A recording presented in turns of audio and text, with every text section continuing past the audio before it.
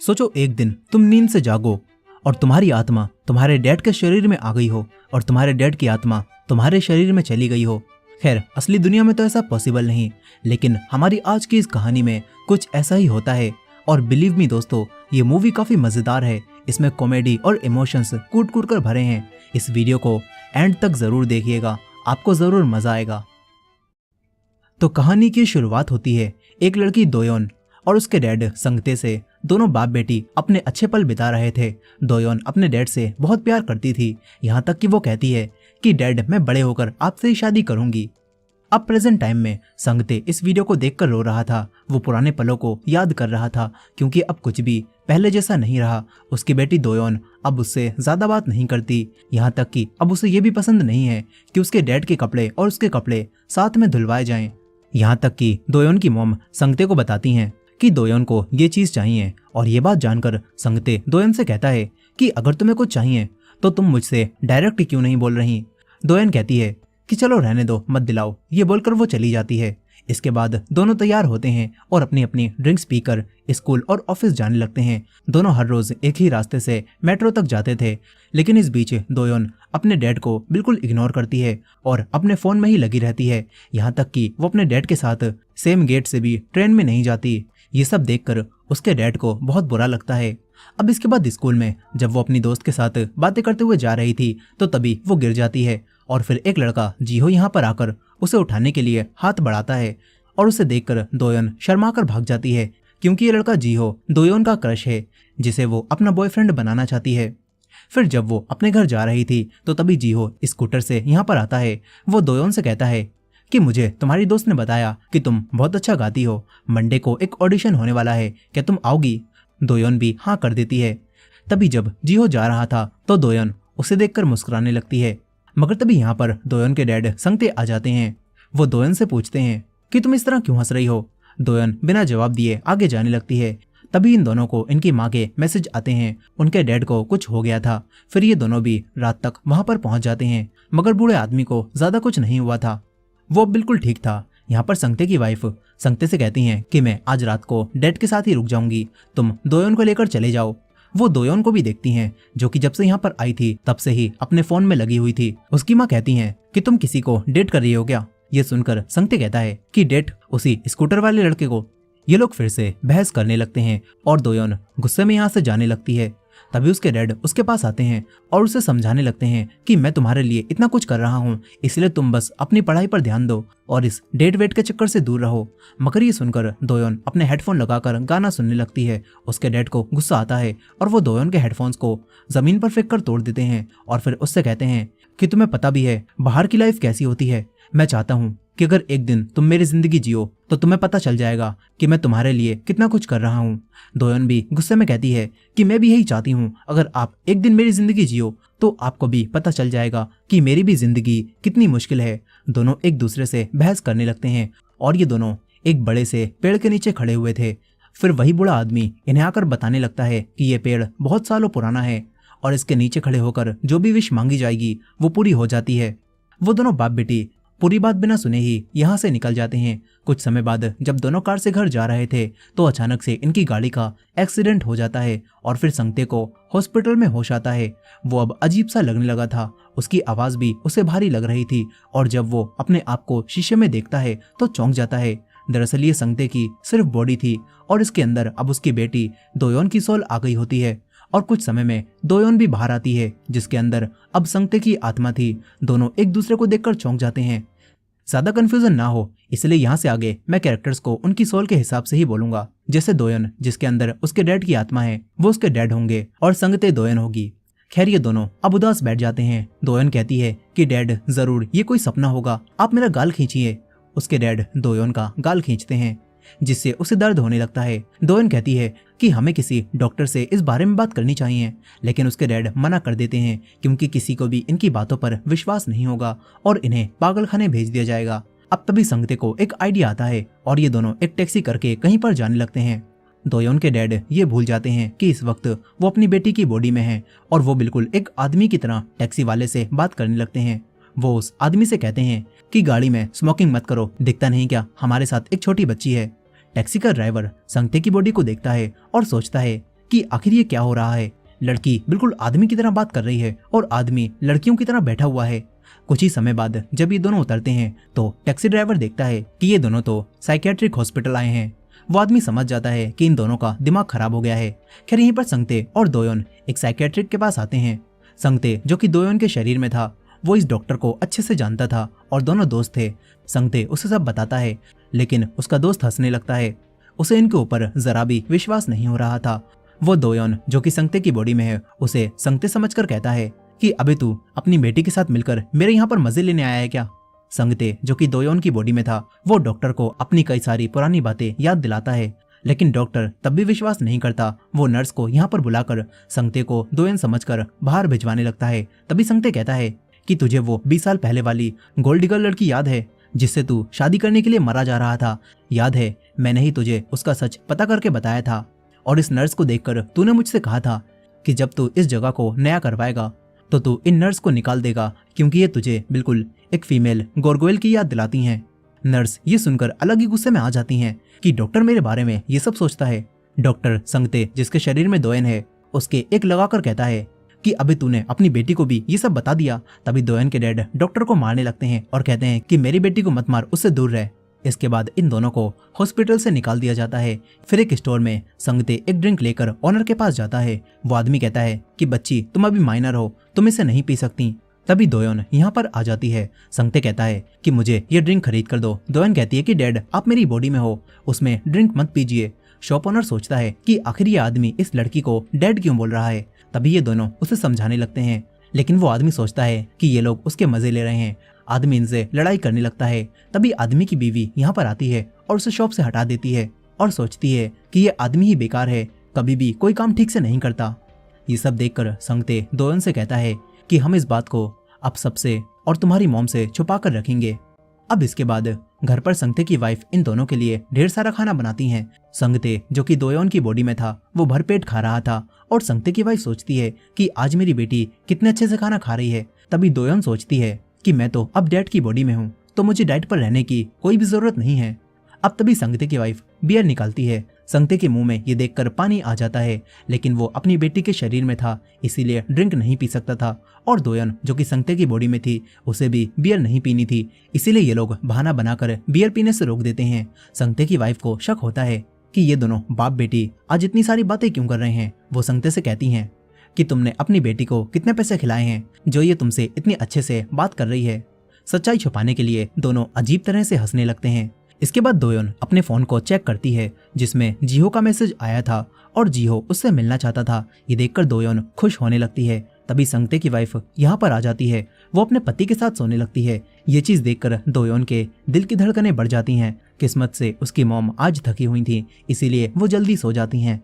अब अगले ही दिन दोयोन इंटरनेट पर बॉडी स्विच होने के बारे में सर्च करने लगती है ताकि वो अपनी बॉडी में वापस जा पाए। वहीं पर संगते भी लाइब्रेरी में जाकर काफी सारी किताबें पढ़ डालता है लेकिन उसे बॉडी वापस स्विच कैसे करें इसके बारे में कुछ भी पता नहीं चलता। दोयोन अपने डैड के पास आकर कहती है कि डैड मुझे कल स्कूल जाना है, अब हम लोग एक दूसरे की बॉडी में सारी चीजें कैसे संभालेंगे। उसके डैड अब सोचने लगते हैं कि इनकी बॉडी आपस में स्विच कैसे हुई। तभी इन्हें वही बहुत पुराना गिंको ट्री याद आता है जिसके बारे में बूढ़े आदमी ने बताया था। ये दोनों तुरंत ही बूढ़े आदमी को कॉल करने लगते हैं और उससे बात करके इस बारे में पूछते हैं। बूढ़ा आदमी बताता है कि हाँ अगर तुम उस पेड़ के नीचे खड़े होकर प्रे करो तो तुम्हारी सोल भी स्विच हो सकती है। संगते पूछता है कि फिर वो अपनी बॉडी में वापस कब तक जाएंगी। आदमी कार्ड्स फेंकता है और कहता है कि 7 दिनों बाद सब कुछ नॉर्मल हो जाएगा। ये बोलकर वो कॉल काट देता है।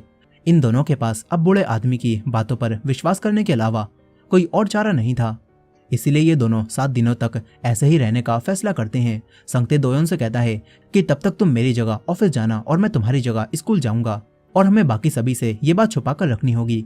दोयोन सोचती है कि अब उसके ऑडिशन का क्या होगा क्योंकि वो ऑडिशन इन्हीं 7 दिनों में होने वाला है। यहीं पर संगते सोच रहा था कि उसकी रिवॉल्यूशन मीटिंग का क्या होगा जिसके लिए वो इतने सालों से तैयारी कर रहा था। अब तो सब कुछ गड़बड़ हो जाएगा। खैर दोनों फैसला करते हैं कि 7 दिनों तक ये दोनों मिलकर रहेंगे और लड़ाई नहीं करेंगे ताकि और ज्यादा परेशानी खड़ी ना हो। अब अगले दिन दोनों भूलकर अपनी अपनी ड्रिंक उठा लेते हैं। संगते की वाइफ इन्हें याद दिलाती है कि किसकी कौन सी ड्रिंक है। दोनों को मजबूरी में एक दूसरे की ड्रिंक पीनी पड़ती है। इसके बाद दोनों बाहर निकल जाते हैं। दोयोन तो ऑफिस भी हेडफोन्स लगाकर जा रही थी। वो अपने डैड से कहती है कि डैड सीढ़ियों पर ध्यान से चलिए, स्कर्ट बहुत ऊपर जा रही है। उसके डैड कहते हैं कि तुम ऐसी छोटी छोटी स्कर्ट पहनती ही क्यों हो, आजकल के बच्चों को पता नहीं क्या हो गया है। वो जाने लगते हैं। दोयोन उन्हें समझाती है कि देखो डैड, आप जब मेरे दोस्तों से बात करो तो लंबे लंबे सेंटेंस यूज मत करना, बल्कि लोल और ऐसे ही दूसरे वर्ड्स को यूज करना, और अगर आपको कुछ समझ ना आए तो बस हंस देना। दोयोन कहती है कि मेरी दोस्त जियंग के साथ सिंगिंग ऑडिशन में भी मत जाना। संगते भी दोयोन को समझाने लगता है कि उसे ऑफिस में किस तरह बिहेव करना है। वो कहता है कि जब बॉस तुम्हें कोई काम दे तो पूरी जिम्मेदारी खुद मत लेना, बल्कि कहना कि तुम पूरी कोशिश करोगे। संगते कहता है कि मैंने अपने फोन में नोट्स लिख दिए हैं, लेकिन अगर कुछ समझ ना आए तो मुझे कॉल कर लेना। दोनों अब अपने फोन भी स्विच कर लेते हैं। दोयोन कहती है कि डैड, मेरे फोन में मेरे मैसेजेस को चेक मत करना और उस लड़के जीहो को कोई भी अजीब मैसेज मत भेजना। दोनों मान जाते हैं। फिर संगते स्कूल आ जाता है। वो कहता है कि मैं पहले भी स्कूल जा चुका हूँ, इसीलिए मैं सब कुछ आराम से संभाल लूंगा। वहीं पर दोयोन अपने डैड के ऑफिस में पहुंचती है, जहां पर सभी लोग उसे देखकर झुकने लगते हैं। दोयोन सोचती है कि उसके डैड की सभी लोग इज्जत करते हैं, मगर असल में सभी लोग दोयोन के पीछे चल रहे मैनेजर को देखकर झुक रहे थे।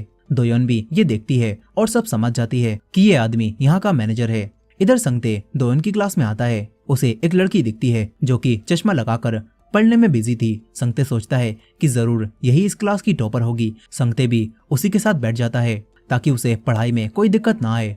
इस लड़की का नाम क्योंगमी होता है। संगते उसे दोस्ती करने की कोशिश करता है, लेकिन क्लास की टॉपर उसे जरा भी भाव नहीं देती। तभी जिन यहाँ पर आ जाती है और जिन को भी कोई खबर नहीं थी कि ये उसकी दोस्त नहीं बल्कि उसके डैड हैं। जिन उनसे कहती है कि मैं अपने बॉयफ्रेंड के साथ आज कॉटेज में घूमने जा रही हूँ और मैंने घर पर बताया है कि तुम और मैं साथ में जा रहे हैं, इसीलिए अगर मेरी मॉम तुम्हें कॉल करें तो कह देना कि हाँ हम लोग साथ में हैं। जिन कहती है कि इसी तरह जब तुम अपने बॉयफ्रेंड जियो के साथ जाओगी तो मैं भी बात को संभाल लूंगी। ये बात सुनकर उसे गुस्सा आ जाता है। वो जिन पर चिल्ला देता है। जिन भी गुस्से में चली जाती है। संगते समझ जाता है कि वो लड़का जिहो मेरी बेटी दोयोन को प्यार में फंसाना चाहता है, इसीलिए संगते अब जिहो से मिलने का फैसला करता है। इधर दोयोन अपने डैड के ऑफिस में पहुंचती है, जहां पर उनके साथ काम करने वाले कलीग भी होते हैं। तभी एक आदमी पीछे से आकर कहता है कि सर, आप हम पर नजर रख रहे हैं ना, ताकि पता कर सकें कि हम लोग ठीक से काम कर रहे हैं या फिर नहीं।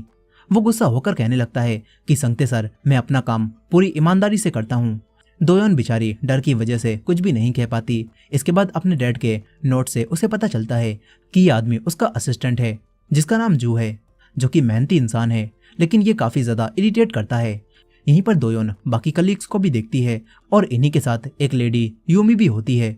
दोयोन यूमी को देखकर सोचती है कि ये तो कितनी फिट है यार, काश मैं भी इतनी फिट होती। अब इसके बाद लंच टाइम हो जाता है। सभी लोग लंच करने के लिए चले जाते हैं और कोई भी संगते को साथ चलने के लिए भी नहीं पूछता, जिससे दोयोन को एहसास हो जाता है कि उसके डैड तो ऑफिस में जरा भी फेमस नहीं है। वहीं पर संगते उसी लड़के जिहो को देखने अब सिंगिंग ऑडिशन में आ गया होता है। संगते जिहो को ही घूरे जा रहा था। वो सोचता है कि उसकी बेटी की पसंद इतनी बेकार कब से हो गई, ये ढीला ढाला लड़का उसे पसंद कैसे आ गया। यहीं पर जिहो के बराबर में बैठे लड़के को लग रहा था कि दोयोन उसे शायद पसंद करती है, तभी तो वो उसे देखी जा रही है। वो दोयोन को अजीब से रिएक्शन देने लगता है। फिर दोयोन का भी ऑडिशन का टाइम आ जाता है। संगते भी तैयार हो जाता है। वो खड़ा होता है और एक गिटार बजाते हुए अपने पुराने समय का एक गाना गाने लगता है। जिन ये देखकर सोचती है कि इसके ऊपर भूत भूत चढ़ गया है क्या, आखिर ये कौन सा गाना गा रही है। लेकिन गाना खत्म होने के बाद पता चलता है कि वो लड़का जिहो भी पुराने गाने सुनता था और वो दोयोन से इम्प्रेस हो गया होता है। लेकिन संगते को ये सब देखकर और भी गुस्सा आ जाता है। वहीं पर जू अपनी प्रेजेंटेशन दे रहा था और दोयोन फोन चलाने में लगी हुई थी। ये देखकर जू कहता है कि संगते सर, आपको काम पर फोकस करना होगा, क्योंकि रेवोल्यूशन मीटिंग में आप ही हमें रिप्रेजेंट करेंगे। दोयोन को कुछ समझ नहीं आता, इसीलिए वो जू की तारीफ कर देती है। फिर इसके बाद जू इन्हें बताने लगता है कि उसने अपने प्रोडक्ट को बेचने के लिए कुछ सेलिब्रिटीज को चुना है जो कि इसे प्रमोट करेंगे। लेकिन दोयोन कहती है कि तुमने बड़ी बड़ी उम्र के आदमियों को क्यों लिया है, ऐसे सेलिब्रिटीज को चुनो जिन्हें टीनेज लड़कियां पसंद करती हों। जू सोचता है कि यह आदमी पागल हो गया है क्या। जो बताता है कि संगते सर, आपने ही तो इस आदमी को रिकमेंड किया था। अब तभी वही लड़की यूमी कहती है कि संगते सर, मुझे भी ये लिस्ट अच्छी नहीं लग रही, क्यों ना हम लोग सेलिब्रिटीज की एक नई लिस्ट बनाएं। दोयोन भी हाँ कर देती है। अब इसके बाद जो बताता है कि आज हमें एक आदमी कोवन के साथ डिनर पर जाना है। जो कहता है कि संगते सर, आपको उससे ठीक से बात करनी होगी ताकि हम उस आदमी के साथ डील कर सकें। इसके बाद ये लोग डिनर पार्टी में आ जाते हैं। वो आदमी क्वोन बहुत ही बेकार कैरेक्टर का इंसान था और दोयोन इन सभी लोगों में फिट भी नहीं हो पाती। वो ड्रिंक भी नहीं पीती, जिससे उस आदमी का मूड खराब हो जाता है और तभी वो कहता है कि संगते, अब तुम्हें डांस करना चाहिए। यूमी तुरंत ही जू को डांस करने के लिए कहती है ताकि डील हो सके, लेकिन वो आदमी क्वोन जू को जाने से मना कर देता है और कहता है कि संगते ने सबका मूड खराब किया है, इसीलिए उसे ही गाना गाते हुए डांस करना होगा और अगर उसे 95 नंबर से ज्यादा मिले तो मैं ये डील साइन कर दूंगा। ये बात सुनकर दोयोन तैयार हो जाती है। दोयोन भूल जाती है कि इस वक्त वो अपने डैड के शरीर में है और वो लड़कियों की तरह ही गाना गाते हुए डांस करने लगती है। उसे देखकर सभी लोग हैरान थे और उसे 97 नंबर मिलते हैं, जिससे सभी लोग खुश होने लगते हैं और जू क्वोन को ड्रिंक देते हुए कहने लगता है कि चलो अब डील को साइन करते हैं। तभी वो आदमी क्वोन अपना असली रूप दिखाता है और कहता है कि अगर लड़कियां मुझे ड्रिंक सर्व करें तो मुझे ज्यादा अच्छा लगता है। वो यूमी से ड्रिंक सर्व करवाता है और फिर उनके साथ अजीब अजीब सी बातें करने लगता है और कहता है कि आपकी बॉडी कितनी अच्छी है। वो यूमी को छेड़ने की कोशिश करने लगता है। यूमी भी काफी ज्यादा अनकंफर्टेबल हो रही थी, लेकिन वो कुछ भी नहीं कर पा रही थी। तभी दोयोन ये सब कुछ रिकॉर्ड करके सबके सामने प्ले कर देती है और कहती कि मैंने इसे इंटरनेट पर अपलोड कर दिया है। वो आदमी ये सब देखकर रुक जाता है। यूमी भी खुश हो जाती है कि वो बच गई। इसके बाद दोयोन घर जाने लगती है। रास्ते में उसे एक आदमी दिखता है जो कि ऑफिस से घर जा रहा था। उसकी वाइफ और उसकी बेटी उस आदमी का खुशी से वेलकम करते हैं और ये देखकर दोयोन को एहसास होता है कि उसने अपने डैड पर लंबे समय से कोई ध्यान नहीं दिया। उसके डैड कितने सालों से बस ये पुराना बैग इस्तेमाल कर रहे हैं और उनके चेहरे पर कितनी ज्यादा झुर्रियां भी आ गई हैं। अब घर आने के बाद संगते दोयोन से पूछता है कि तुमने ऑफिस में कोई परेशानी खड़ी तो नहीं की ना। दोयोन मना कर देती है और उसे कंपनी डिनर के बारे में बताती है।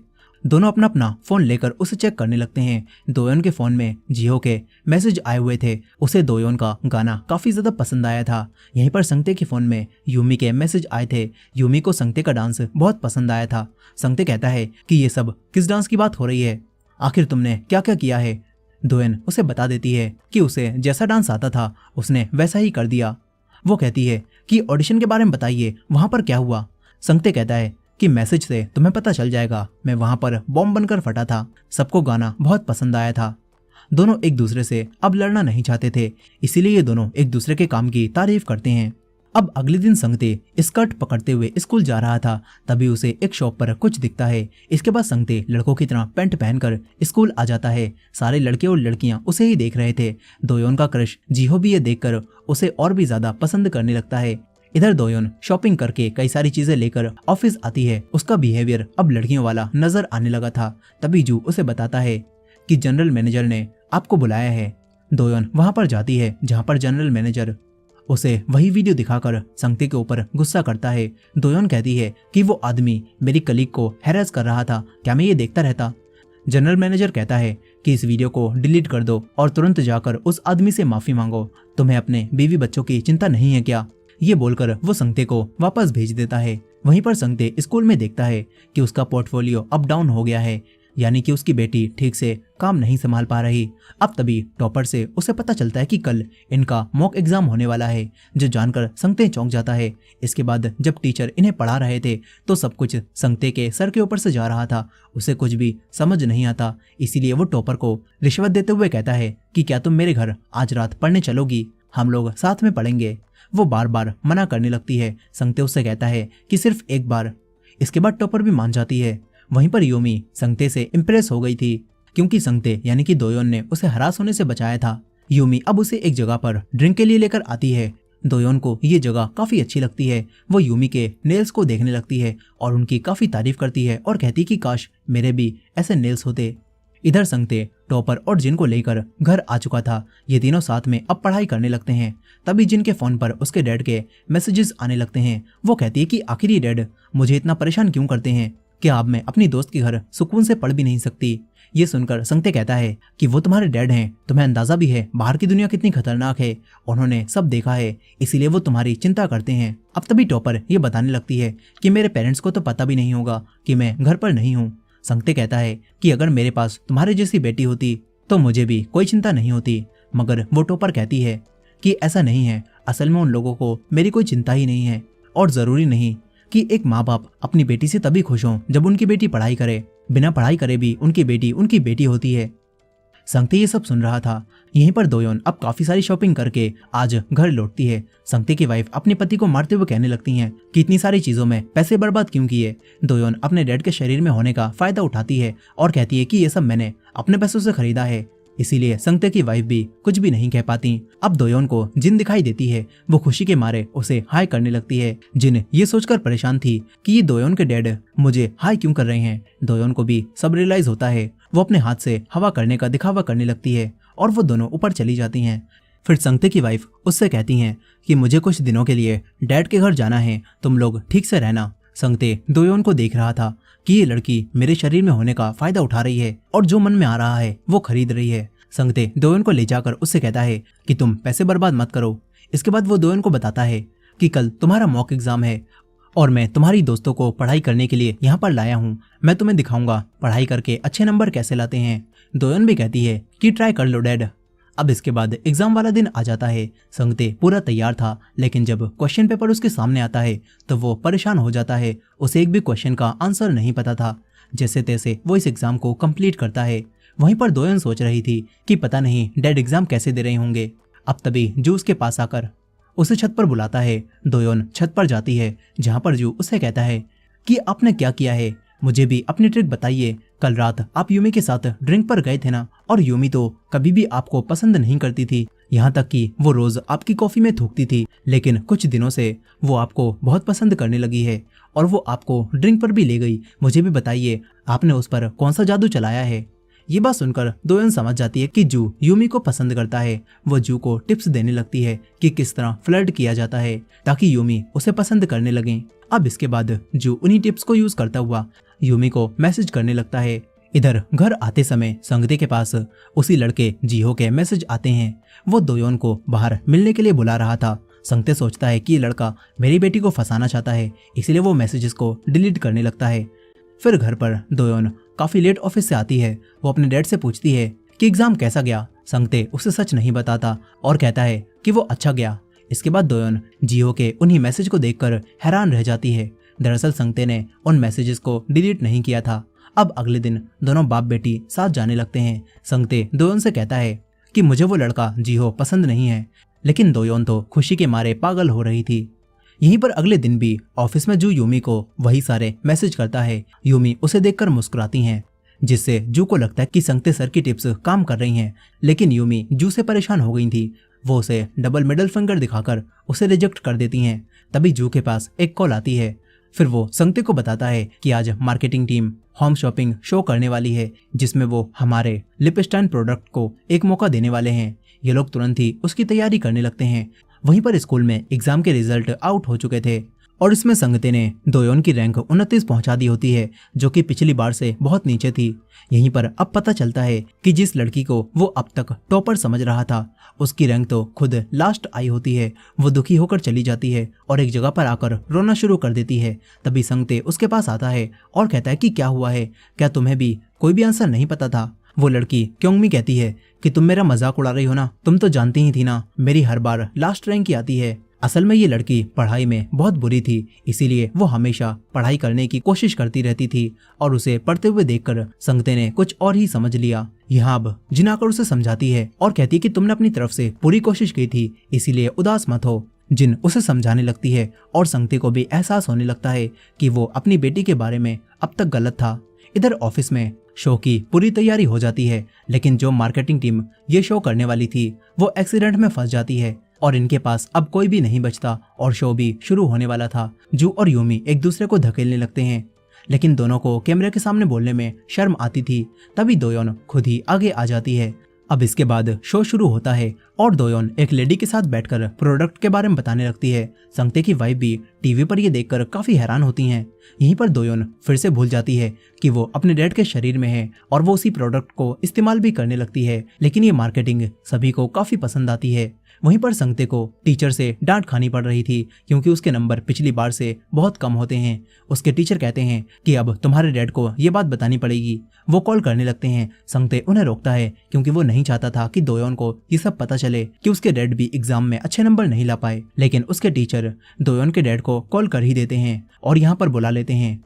वहीं पर दोयोन भी खुश होने लगती है कि अब वो अपने डैड को सबक सिखाएगी। वो जाने लगती है, तभी जू उसे रोक लेता है और कहता है कि तुम्हारी दी हुई वो टिप्स बेकार हो गई हैं, अब मैं क्या करूं। इस पर दोयोन उसे एक और आइडिया देती है और कहती है कि अब तुम्हें सीधा यूमी के पास जाकर उसे चॉकलेट देनी चाहिए और उसे अपने दिल की बात बता देनी चाहिए। ये बोलकर दोयोन भाग जाती है। इसके बाद जू यूमी को चॉकलेट देता है और फिर उनसे अपने दिल की बात कहने लगता है, लेकिन यूमी पहले ही निकल चुकी थी और ये देखकर वो उदास होने लगता है। मगर यूमी ने छुपकर सारी बातें सुन ली थी और वो भी खुश होने लगती हैं। वहीं पर दोयोन स्कूल पहुंचकर टीचर्स के सामने अपने डैड को मारने की एक्टिंग करती है और टीचर संगते को रोकते हैं और कहते हैं कि दोयोन के ग्रेड भले अचानक से कम हो गए हों, लेकिन वो एक मेहनती और अच्छी लड़की है, उसे मत मारिए। दोयोन अब अपने डैड को टीचर्स के सामने बिल्कुल एक डैड की तरह डांटती है और कहती है कि मैं तुम्हारे लिए बाहर इतनी मेहनत करता हूँ और तुमसे ठीक से पढ़ाई भी नहीं हो रही। वो दोबारा से अपने डैड के हल्के हल्के मारने लगती है। संगते धीरे से कहता है कि बस भी करो, अब बहुत हो गया। फिर वो चिल्लाकर भाग जाता है। दोयोन कहती है कि डैड रुकिए, कहाँ पर जा रहे हो। टीचर चौंक जाता है कि ये दोयोन के डैड अपनी बेटी को डैड क्यों कह रहे हैं। यहीं पर दोयोन अपने डैड को पकड़कर उठाकर बाहर लाती है। संगते कहता है कि तुम तो मुझे मारने के लिए बहुत बेताब होगी ना, तो तुम्हें सुकून मिल गया अपने डैड को मारकर और उन्हें फेल होते हुए देखकर तुम्हें खुशी हो रही होगी ना। दोयोन कहती है कि ऐसा नहीं है, वैसे भी वो मेरे ही ग्रेड्स थे जो कि अब नीचे चले गए हैं। दोयोन फिर अपने डैड से माफी मांगती है और कहती है कि जब से मैंने आपकी जगह ऑफिस जाना शुरू किया है, मुझे समझ आ गया है कि आप कितनी मेहनत करते हो। संगते खुश होने लगता है। तभी दोयोन कहती है कि अब बस आप मेरी जगह डेट पर चले जाओ, नहीं तो जीहो मुझसे दोबारा कभी भी नहीं मिलेगा। उसके डैड नहीं जाना चाहते थे, लेकिन दोयोन उन्हें उठाकर ले जाती है। वो अपनी सबसे अच्छी ड्रेस उन्हें देती है और पहनने के लिए कहती है। वो अपने डैड को अच्छे से तैयार करती है और जीहो के साथ डेट पर भेज देती है। जीहो उन्हें दोयोन समझकर उन्हें एक पुराने सॉन्ग्स की कैसेट की शॉप पर ले जाता है, जहाँ पर काफी सारी पुरानी एल्बम्स थीं। दोयोन भी इनका पीछा करते हुए यहाँ पर आ गई होती है। वो बाहर से ही इन्हें देखने लगती है। वो सोचती है कि ये उसकी पहली डेट थी और उसकी जगह उसके डैड इस डेट का मजा ले रहे हैं। अब इसके बाद उसके डैड जाते वक्त बहुत थक चुके थे और वो सो जाते हैं और सोते सोते जीहो के कंधे पर सर रख लेते हैं। दोयोन ये देखकर और भी ज्यादा परेशान होने लगती है। उसे इस वक्त अपनी बॉडी में होना था, लेकिन वो अपने डैड की बॉडी में फंसी हुई है। अब इसके बाद जीहो और संगते गाड़ी से उतरते हैं। संगते कहता है कि चलो अब मैं चलती हूँ, लेकिन जीहो उसे रोक लेता है। तभी दोयोन ये देखकर चीखती है और तुरंत ही उन दोनों को आकर दूर कर देती है। वो दोयोन के डैड के रूप में खुद को इंट्रोड्यूस कराती है और जीहो का हाथ पकड़कर उसे फील करने लगती है। संगते कहता है कि डैड हाथ छोड़ो, लेकिन वो हाथ छोड़ने का नाम भी नहीं लेती। वो जीहो के साथ ही घर तक आती है। जीहो कहता है कि अब मुझे जाना होगा। वो जाने लगता है। दोयोन काफी दुखी थी क्योंकि ये उसकी जिंदगी की पहली डेट थी जिसे वो फील भी नहीं कर पाई। संगते को अपनी बेटी के लिए काफी बुरा लगता है। वो तुरंत ही कमरे में आकर अपनी फोन की फ्लैशलाइट को जलाकर खिड़की से बाहर जीहो को आवाज लगाता है और इसके बाद दोयोन उस फोन की फ्लैशलाइट दिखाते हुए जीहो को बाय कहने लगती है। अंधेरे की वजह से जीहो को लगता है कि वो दोयोन है। वो भी बाय करता है और चला जाता है। इससे दोयोन को थोड़ा अच्छा लगता है। वो अपने डैड को थैंक्स कहती है, जो कि कई सालों बाद उसने किया था, और ये सुनकर संगते को भी अच्छा लगता है। अब इसके बाद रिवॉल्यूशन मीटिंग वाला दिन आ जाता है। संगते दोयोन को अच्छे से तैयार करता है और उसे अपनी बनाई हुई स्क्रिप्ट देता है। उसे बिल्कुल स्क्रिप्ट के हिसाब से बोलना था। अब इसके बाद दोनों निकल जाते हैं। स्कूल में संगते मीटिंग के बारे में ही सोच रहा था। वो क्लास से बाहर निकल जाता है। वहीं पर कंपनी में रिवॉल्यूशन मीटिंग चल रही थी, जिसमें अब संगते का नंबर आ जाता है। दोयोन जू के साथ मिलकर स्क्रिप्ट के हिसाब से बोलती है और उसकी प्रेजेंटेशन काफी डिसेंट चल रही थी। संगते भी फोन के जरिए सब सुन रहा था। यहीं पर दोयोन बिल्कुल स्क्रिप्ट के हिसाब से बोल रही थी और तभी वो बताती है कि इन्होंने जो प्रोडक्ट बनाया है उसका प्राइस $50 होगा। जो बोलते हुए दोयोन भी हिचकिचाने लगती है। जैसे तैसे वो इस प्रेजेंटेशन को खत्म करती है। संगते खुश हो रहा था, लेकिन यहाँ पर कंपनी का चेयरमैन बिल्कुल आराम से सो रहा था। अब तभी दोयोन खुद से बोलना शुरू करती है और कहती है कि ये प्रोडक्ट बिल्कुल भी नहीं बिकने वाला। ये सुनकर सभी लोग हैरान रह जाते हैं और चेयरमैन की भी आंख खुल जाती है। दोयोन कहने लगती है कि आजकल लोग पागल नहीं हैं जो कि इस प्रोडक्ट पर इतने पैसे खर्च करें। टीनेजर्स वैसे भी बहुत सारे खर्चे करते हैं, इसलिए आपको इस प्रोडक्ट को कम प्राइस में बेचना होगा, नहीं तो ये नहीं चलने वाला। संगते लगातार दोयोन को फोन पर चुप होने के लिए कह रहा था, लेकिन दोयोन चुप नहीं होती और इस वजह से कंपनी के चेयरमैन को भी गुस्सा आ जाता है। दोयोन कहती है कि टीन्स हमारी इस कंपनी के फ्यूचर कंज्यूमर्स हैं, इसीलिए हमें उन्हें ध्यान में रखकर अच्छी क्वालिटी के प्रोडक्ट बनाकर कम प्राइस में बेचने होंगे। एक आदमी कहता है कि क्या तुम इस चीज की रिस्पॉन्सिबिलिटी लोगे कि वो प्रोडक्ट चलेगा। फिर कुछ याद करके वो बोलती है कि जिम्मेदारी एक दूसरे को समझने से आती है। अगर हम अपने कंज्यूमर्स को नहीं समझेंगे तो हम लोग जिम्मेदारी आखिर किस चीज की लेंगे। वो कहती है कि हमें पहले टीनेजर्स को समझना होगा और मैं इस चीज की पूरी जिम्मेदारी लूंगा। ये सब सुनकर चेयरमैन कहता है कि तुम गलत नहीं हो, लेकिन यहाँ पर कोई भी ये सब सुनकर खुश नहीं हुआ।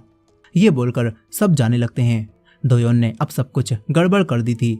अब इसके बाद दोयोन बाहर निकलती है। संगते भी यहाँ आकर दोयोन के पीछे पड़ जाता है। वो कहता है कि तुम्हें अंदाजा भी है तुमने क्या किया है। इस सब की वजह से मुझे और मेरी टीम को कंपनी से फायर किया जा सकता है। दोयोन कहने लगती है कि मैंने जो गलत था सिर्फ वही बताया था। दोनों में फिर से थोड़ी सी बहस हो जाती है और दोयोन यहाँ से चली जाती है। संगते भी बाहर बैठकर कुछ सोचता रहता है। फिर वो फिर से अपने साइकेट्रिक दोस्त को कॉल करता है और इसके बाद उसके पास आकर रेडियो पर एक पुराना गाना चलाता है और डांस करने लगता है। कुछ ही समय बाद डॉक्टर को याद आता है कि ये तो वही डांस है जो कि मैंने और संगते ने एक साथ किया था और मुमकिन ही नहीं कि दोयोन को ये डांस आता हो। इससे अब डॉक्टर को यकीन हो जाता है कि ये संगते ही है जिसकी सोल दोयोन की बॉडी में आ गई है। संगते फिर उसे सब बताकर उससे कहता है कि अब मैं क्या करूं। डॉक्टर पूछता है कि तुम्हें अपनी बेटी की जिंदगी जीकर आखिर क्या पता चला।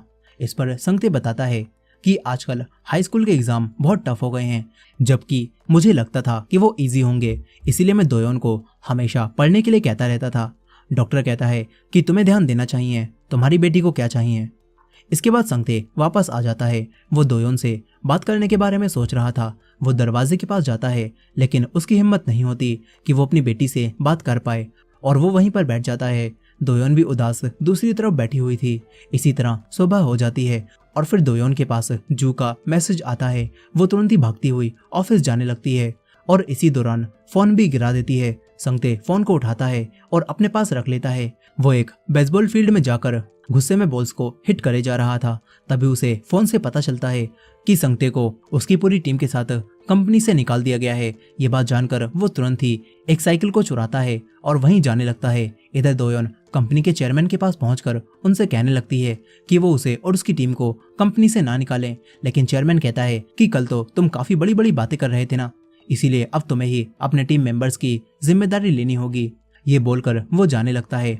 दोयोन उन्हें रोकने की बहुत कोशिश करती है लेकिन कोई फायदा नहीं होता। तभी संगते साइकिल से यहाँ पर आता है और कार से टकराकर उसका एक्सीडेंट हो जाता है। उसे तुरंत ही हॉस्पिटल ले जाया जाता है जहाँ पर उसकी जान बच गई होती है, लेकिन संगते को होश नहीं आया होता। दोयोन ये सब देखकर काफी ज्यादा रोने लगती है। उसे एहसास हो गया था कि उसके डैड रोज किन चीजों से गुजरते हैं। वो देखती है कि उसके डैड के फोन में सिर्फ उसके ही फोटो हैं, जहाँ पर बचपन में वो खुशी खुशी अपने डैड के साथ फोटो खिंचवाती थी, लेकिन बड़े होने के बाद उसने अपने डैड से दूर रहना शुरू कर दिया। और ये देखकर दोयोन को अपनी गलती का एहसास होता है। वो अपने डैड के पास आ जाती है और उनसे बातें कर कर कहने लगती है कि डैड, ऐसा नहीं है कि मैं आपको पसंद नहीं करती थी, इसीलिए मैं आपसे दूर रहने लगी थी। दोयोन कहती है कि मैं एक जिम्मेदार बेटी नहीं थी और मुझे लगता था कि मैं आपको डिसअपॉइंट और शर्मिंदा कर दूंगी, इसीलिए मैं दूर रहने लगी। मैं आपका सामना नहीं कर पा रही थी। दोयोन अपने डैड से माफी मांगती है और उनसे कहने लगती है कि डैड, जाग भी जाओ ना। वो कहती है कि डैड, मैं आपसे बहुत प्यार करती हूँ। संगते की आंखों से भी आंसू निकल रहे थे। फिर कुछ समय बाद संगते और दोयोन जब दोनों सो रहे थे तो उनकी सोल्स आपस में फिर से स्विच हो जाती हैं और अपने अपने शरीर में लौट जाती हैं। फिर दोनों एक दूसरे को देखकर काफी खुश होते हैं और गले लगा लेते हैं। साथ ही चेयरमैन ने काफी सोचने के बाद संगते और उसकी टीम को एक और मौका दे दिया होता है और उस प्रोडक्ट का प्राइस भी कम कर दिया होता है। संगते और दोयोन के बीच में भी अब सब कुछ ठीक हो गया था। दोनों अब खुशी खुशी साथ जाने लगते हैं और इसी तरह एंड में हम हर उम्र की लड़कियों को देखते हैं जो कि बताती हैं कि वो अपने डैड से बहुत प्यार करती हैं। और जो लड़कियां बूढ़ी और बड़ी हो चुकी थीं, जिन्होंने अपने डैड को खो दिया था, वो कहती हैं कि हम अपने डैड को आज भी बहुत मिस करते हैं। अगर हमें एक और मौका मिले तो हम अपने डैड से कहेंगे कि डैड, हम आपसे बहुत प्यार करते हैं, आपने हमारे लिए बहुत कुछ किया। और इसी एंडिंग के साथ ये कहानी यहीं पर खत्म हो जाती है। दोस्तों, आपको ये मूवी कैसी लगी कमेंट करके जरूर बताइएगा। खैर, इस मूवी के लास्ट में हम संगते, दोयोन और उसकी माँ को भी देखते हैं, जो कि तीनों घूमने आए हुए थे, जहाँ पर दोयन की मॉम गुस्सा हो रही थी क्योंकि उनके बारे में किसी को भी कोई भी चिंता नहीं थी। वो संगते से बहस करने लगती हैं और कहती हैं कि काश अगर तुम एक दिन मेरी जिंदगी जीते तो तुम्हें पता चलता कि मैं कितनी मेहनत करती हूँ। संगते भी कहने लगता है कि अगर तुम मेरी जिंदगी जीती तो तुम्हें पता चलता मैं कितनी मेहनत करता हूँ। तभी दोयन ध्यान देती है कि ये लोग उसी बड़े से पेड़ के नीचे खड़े हैं। वो अपने मॉम और डैड को लेकर तुरंत ही निकलने लगती है, लेकिन अब तक सोल चेंज हो चुकी थी। और इसी के साथ ये कहानी यहीं पर खत्म हो जाती है। दोस्तों वीडियो को लाइक करके हमारे चैनल को भी सब्सक्राइब कर लीजिएगा। मिलते हैं नेक्स्ट वीडियो में।